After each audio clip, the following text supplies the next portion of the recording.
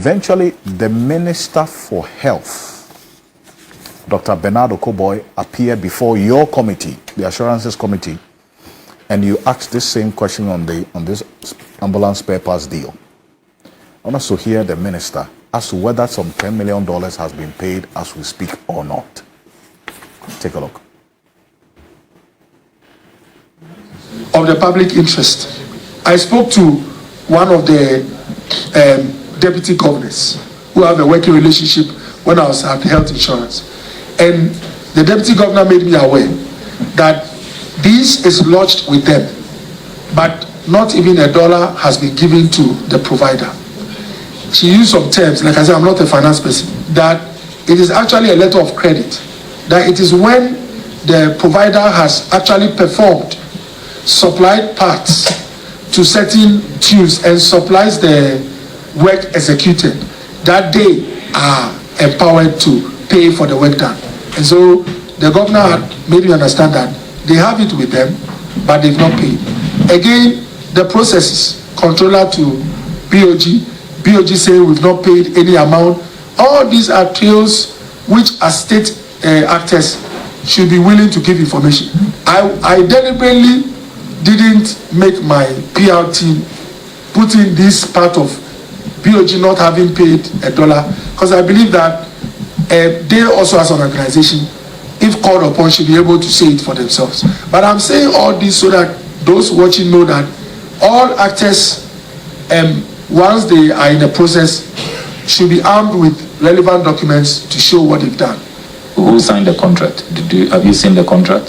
Whatever is required of us, once there are documents or activities that we as a ministry have engaged in, we'll make it available. So can we get a copy of the contract? We want to see a copy of this $34.9 million contract. Honorable Chair, any document which is a public document executed on our books is for public record.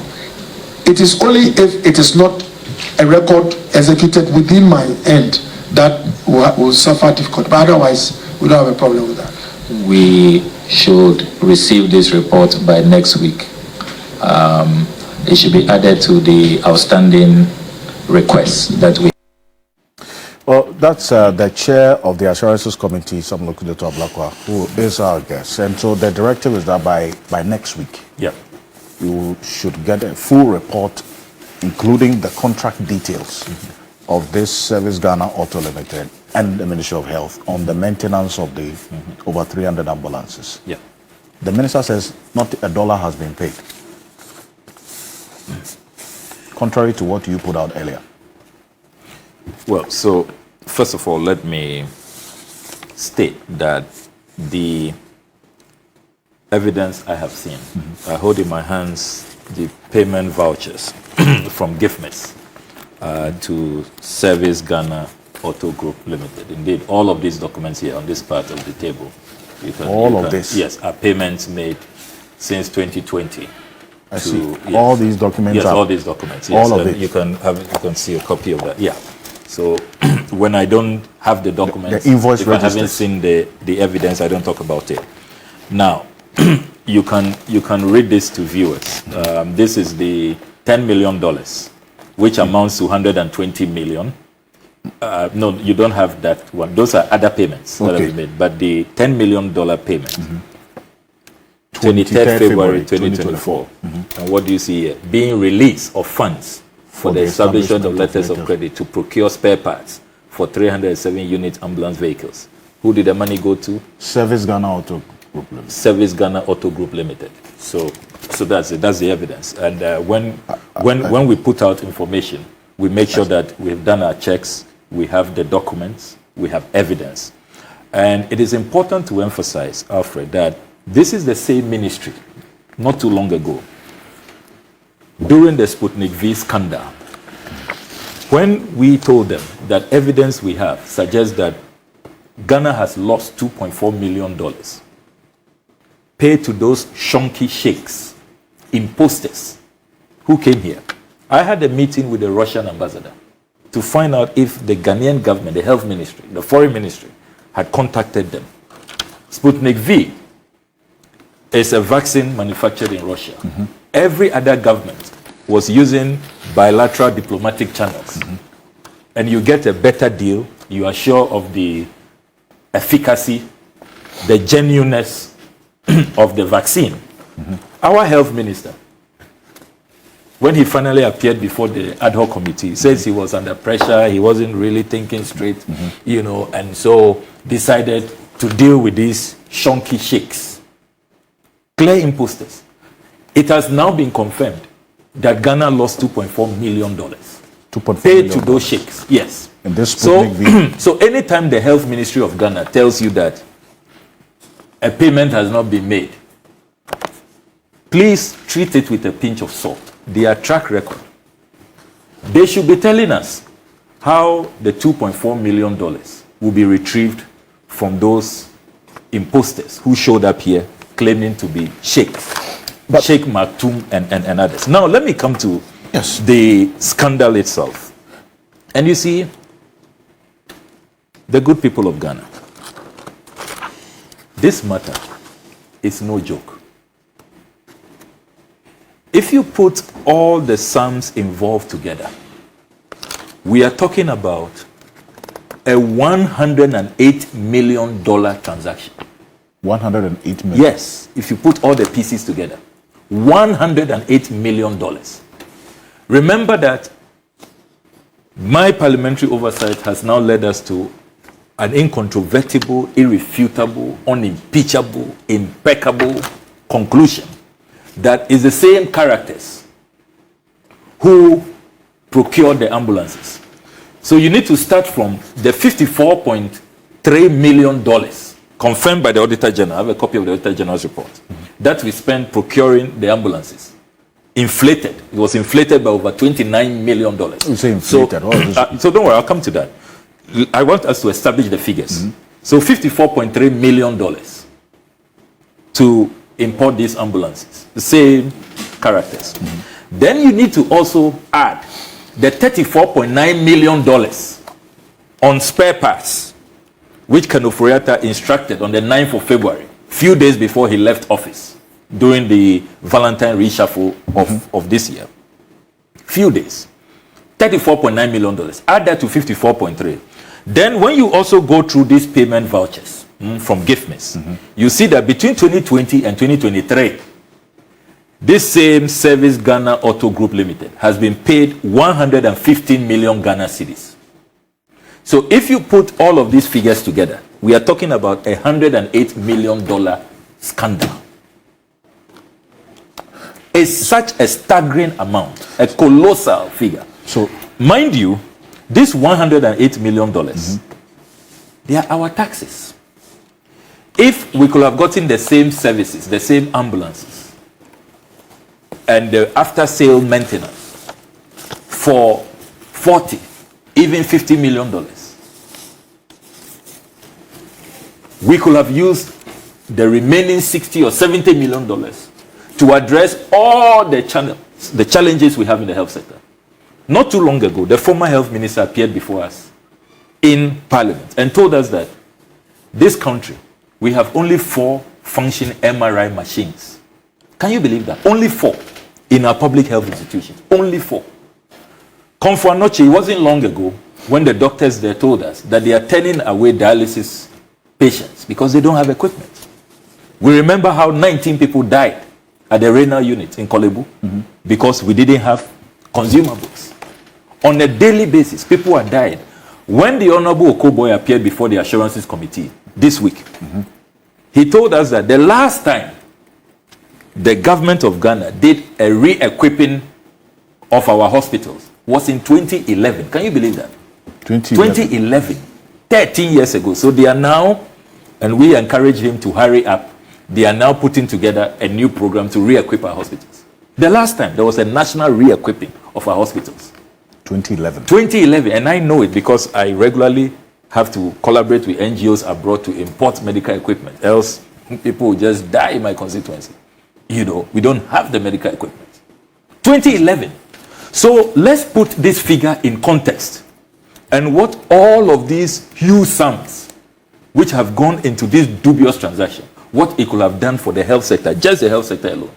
Now, I also have here, I'm still laying foundation, putting this matter in proper context. I hold in my hands the annual public debt report.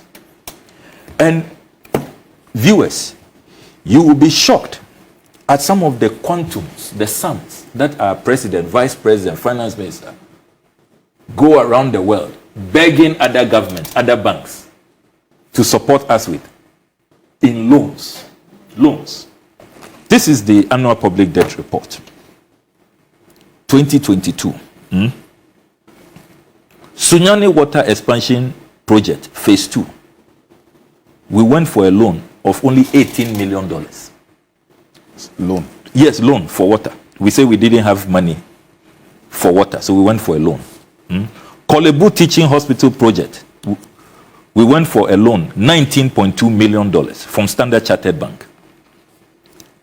Construction of 5 general hospitals at Osiem, Asinkushia, Doma, Akwamu, Wafi, and Kutre. We went for a loan of $77.6 million. We said we didn't have the money here. We went for a loan. Construction of 5 general hospitals in Bolgatanga. We went for a loan, $39.5 million. It's all here.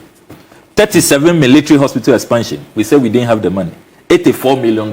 That's also a loan. A loan. Which we are paying with it. All of these are below the $108 million that we are giving to these, people with familial ties to the president's, family. West Africa Food System Resilience. To feed ourselves, we said we didn't have the money. We need a loan from the World Bank, $2.8 million. So these are the sums. The sums we go and borrow. That always we are called upon to come to Parliament to approve. Establishment of assembly plant for agriculture inputs in Ghana, $24.9 million. Green credit line from Federal Republic of Germany, $23 million. I can go on and on. See the paltry sums we go about begging, and you see our presidents, they are kneeling, they give them all kinds of conditionalities. Sometimes they talk to them anyhow. I have not seen the president kneel before.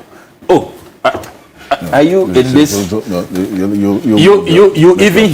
even hear how they tell them that, look, some legislations you can't sign when it's about your values, LGBTQ and all of that. Do you know why some of those legislations could not be signed?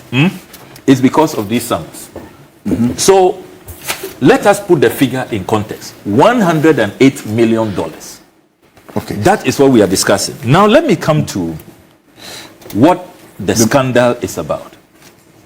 So I intercepted these documents where the Honorable Ken Oforiatta on the 9th of February signed a letter, 2 letters, one to the health minister and another to the Controller Accountant General that same day. So I don't pull you back. Before you go on to this, the material facts of the issue, the document that I have, which you gave me, the invoice register, the specific reference to the 120.7 million, over 120.7 million that per the date of 23rd of February 2024 was, as you indicated, paid to Service Ghana Auto Group Limited.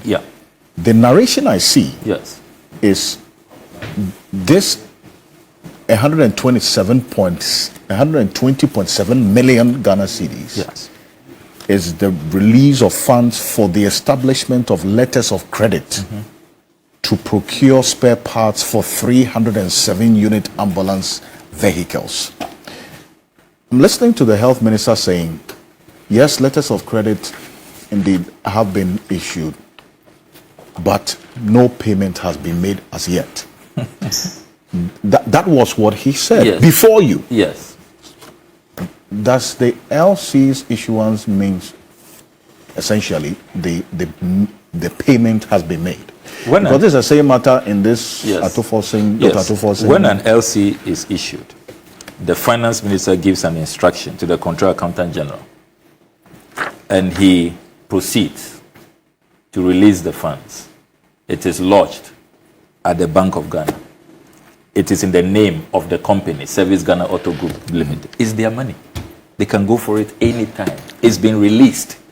See, but as of now, if the minister says let me read the letter from Ken Oforiatta. I think it will put everything in perspective. 9 February 2024, and it's signed by Ken Oforiatta, as you can see. Please refer to the Ministry of Health letter number MOHKO 317/17/01 dated 6 December 2023 on the above subject. Authority is hereby conveyed to you to release the sum of $10 million to the Minister for Health to enable him pay for the procurement of spare parts for 307 Mercedes-Benz Sprinter 305 CDI ambulances. The amount of $10 million being the equivalent of 120,711,000.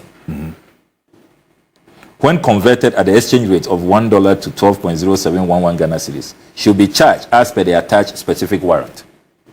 The Controller Accountant General is also requested to arrange with the Bank of Ghana to establish letters of credit to the tune of $10 million, which amounts to 120.7 million, when converted at an exchange rate of 1 is to 12.07. By copy of this letter, the Chief Director, Ministry of Health, is being informed that any unforeseen charges that may arise because of this transaction will be charged to the Ministry of Health's 2024 Goods and Services budget. I see. So, per this letter... And this was a letter written by Kenneth Furiata. By Kenneth Furiata. On the 9th of February. 9th of February. And by 23rd February, the Controller Accountant General has acted. From just 5 days after, that's when he was reshuffled. Yes. So just 5 days before he left the ministry. 5 days before the reshuffle. And it is important to stress that, look, this $10 million is out of the window. There's been a commitment. The documents are very clear. The release cannot be disputed. But you see, let's even come to the meat of the matter. This $34.9 million, is there basis for this?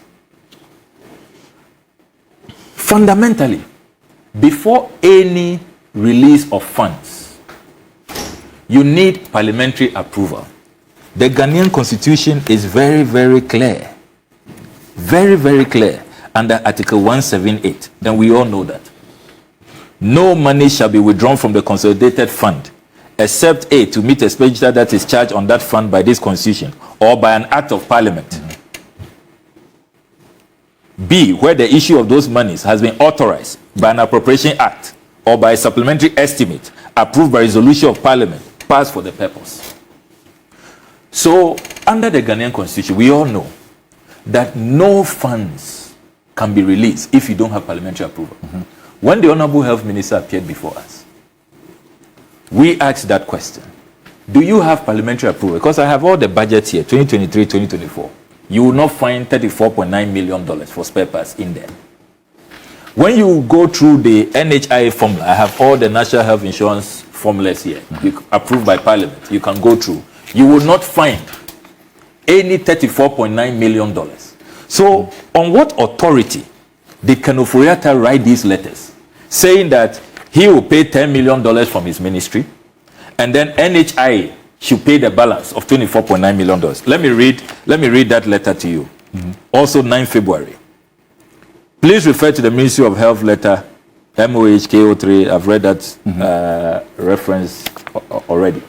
We write to acknowledge receipt of your request for an amount of $34,904,505 United States dollars for the procurement of spare parts for the maintenance of the 307 Mercedes-Benz ambulances purchased in 2019. The ministry is able to fund up to the tune of $10 million out of the amount requested, and recommended that the Ministry of Health finances the difference through the National Health Insurance Authority. It's here. Counting on your usual cooperation. And this is what the NHIA says, that they didn't have the money. Yes. So if you read the Ministry of Health's own statement that they issued sometime on the 25th of July, they themselves, in their statement, paragraph 8, they say that the National Health Insurance Authority raised concerns that they don't have the budgetary approval from Parliament. And so they would struggle to meet that directive. The Honorable Kenneth Furiata ought to have known that. The Chief of Staff who instructed this, who directed that they should find the funds to take care of this very special company, and I'll come to why they are so special. They ought to have known. So under the Constitution, Article 178 is very clear. You don't have parliamentary approval. So this matter should have come before Parliament. Yes. For whatever, $1 to have even been paid. Exactly. So they have no business writing these letters, instructing controller to release funds, assuring Service Ghana Auto Group to stand by for the balance, telling NHIA to pay 24.9 when you don't have parliamentary approval. It's so basic. It's so fundamental. And it points to the lawlessness, the impunity. Now, why do I say this company is so special? Service Ghana Auto Group Limited. I hold in my hands here a 2022 Auditor General's report. Look, I haven't read an Auditor General's report so damning. The Auditor General's report is titled Performance Audit Report of the Auditor General on Fleet Management of the National Ambulance Service. My brother, if you go through this Auditor General's report, so the Auditor General, this audit was specifically on the fleet, the ambulances. The ambulances. The Auditor General singled out this same company, Service Ghana Auto Group Limited. For what exactly? For extreme condemnation. How? The Auditor General discovered that this company was giving the ambulances to service when it was not even incorporated. It was not a legal entity. They were giving the ambulances in January 2020 to service, but they only got incorporated on April 24, 2020. And 4 months after. This is in the audit. It's all here. It's all here. I'm not making anything because up. the company is contesting this, that they had every right. Read paragraph 75. Read paragraph 75, page 33 of this report. In addition, records from the Registrar General's Department revealed that Service Ghana Auto Group Limited was registered on 24 April 2020. Therefore, from January to April 2020, when National Ambulance Service referred maintenance works to Service Ghana Auto Group Limited, it was not a registered company with the Registrar General's Department. This is the Auditor General. Auditor General. Auditor General. Paragraph 76. Furthermore, Service Ghana Auto Group Limited was registered to do business in the sale of motor vehicles, motor vehicle parts and accessories, but not maintenance of vehicles. That Service Ghana Auto Group Limited did not have the required expertise or skill and labor for the maintenance of the vehicles. This was evident when we visited and inspected the workshops. Service Ghana Auto Group Limited had only one staff at National Ambulance Service Workshop in Accra and 2 at Kumasi Workshop, specialized in air conditions. Specialized in air conditions. Yeah. There's a slide on the screen I want to read because it responds to some of the things you just read. They said Service Ghana Auto Limited. This is the statement the company issued. They disagree with the parts of the 2022 performance audit report, but refunded amounts labeled as double payments to National Ambulance Service staff. The Ministry of Finance established a 10 million LC, not direct payment, with loans procured to finance key obligations. That's what they said. That's what the company is saying about this same LC. But then you see, go beyond. You see, as for this company, they shouldn't have even put out that statement. They have worsened their case. We'll come to that. But you were worsened saying their case. The Auditor General. How can you be saying that you disagree with the Auditor General? And yet, when the Auditor General instructed you to do refunds, you have done that. Is that not an admission of guilt? The Auditor General indicted them. Read page 9. Service Ghana Auto Group Limited must refund funds to government. It's here, page 9 of the Auditor General and report. They say they have complied. They've actually done. And yet, you want to tell us that you disagree with the Auditor General's report. I mean, who drafted that statement? They said they disagree, and they are rather issuing threats, trying to intimidate us, warning us. I mean, look, when you come into the public space to use our public funds, $108 million is what we are discussing. Look at the loans we go and take. You should know that we will subject the transaction to scrutiny. We will demand value for money. Look, there are more damning findings. Page 35. The Auditor General says that the MOU with Service Ghana Auto Group Limited did not inure to the benefit of the National Ambulance Service. This is the Auditor. Clause 1.3 of the MOU with Service Ghana Auto Group Limited stipulates that Service Ghana Auto Group Limited shall provide all necessary labor, professionals, supervisory, and personnel required to perform maintenance services at the National Ambulance Service workshops.